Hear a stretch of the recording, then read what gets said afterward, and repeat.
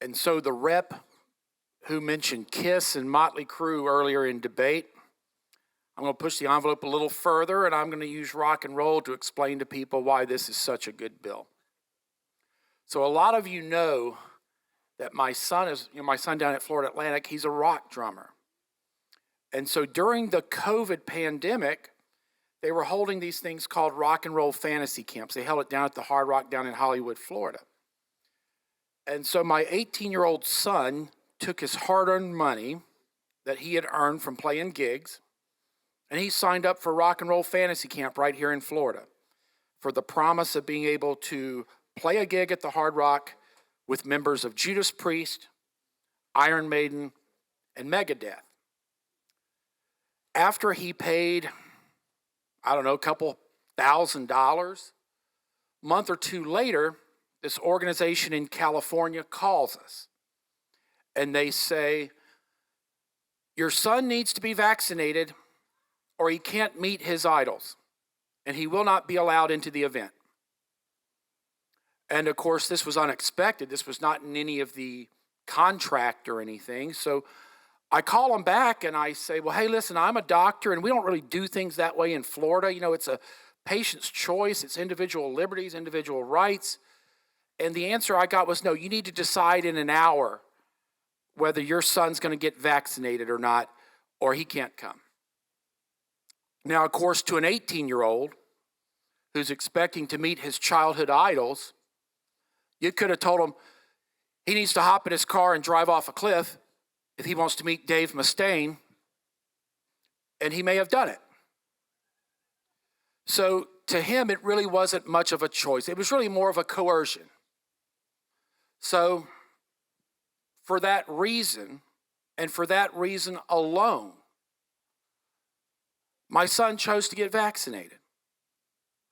Not because he wanted to, not because a doctor recommended that he get vaccinated, not because he was high risk, but because a business dangled a carrot in front of him, his passion, his dream.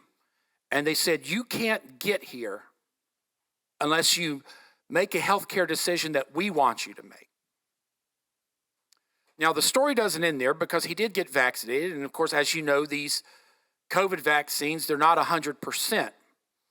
So a month before the event, guess who got sick with COVID? The entire Rudman household. So we were then notified of another requirement to enter the camp. It's bad enough he was coerced into making a medical decision he didn't want to make. But now a month before the event, they're like, everyone's going to have to pass a same-day PCR test to be admitted. Otherwise, you're kicked out. As a physician, I called the Rock and Roll Fantasy Camp and tried to explain to them, look, these PCR tests can stay positive for months after the fact. And we were only at that point, we were only about 3 weeks out from our illness.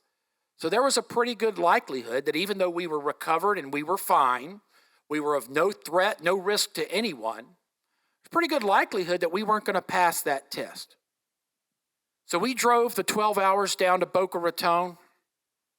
We took the same day PCR test. We failed, even though we were perfectly healthy, perfectly fine. We were totally recovered from our illness, and we were sent home. No discussion, no debate, no doctor's note, no listening to a board-certified Florida physician. And so you can imagine how I felt as a father, knowing that a business had coerced my son into getting a vaccine that didn't work. That was life before the executive orders that Representative Griffiths is going to codify into law. That's what the world was like prior to these executive orders and prior to this bill. Now, the story doesn't end there. Let me tell you what life is like now that we have these orders and now that we are going to make them permanent in law. Because after this Hard Rock Fantasy Camp, there was another camp. This was after this body said, no, we don't do things that way in Florida. We do not discriminate. So I called the Hard Rock Fantasy Camp and said, hey, look, we're willing to come back because now you're going to play by Florida law. And guess what? This camp, they used Florida doctors. They used Florida protocols. I met the CEO of Rock and Roll Fantasy Camp, and I asked him, I said, you threw us out of the last one for no good reason. He said, yeah, we threw a lot of people out. He said, whatever protocol we were using was bogus. We threw away like 50% of the people who had paid. We didn't even allow them in. He said, I lost my shirt on that transaction. He said, I was thinking of never hosting another fantasy camp ever again. And I said, well, we're here now, and we're playing by Florida rules. This is the last day of camp. How was this camp, now that we can't discriminate, now that we did away with the foolish mask policies, now that we did away with the foolish requirement for having to pass a PCR test, now that we just went back to using common sense and asking people, do you feel ill? Do you feel sick? I said, now that you are practicing under Florida protocols, how was this camp? He looked me square in the eye and he said, I've never had a more successful rock camp. And so hopefully, members, that illustrates the difference.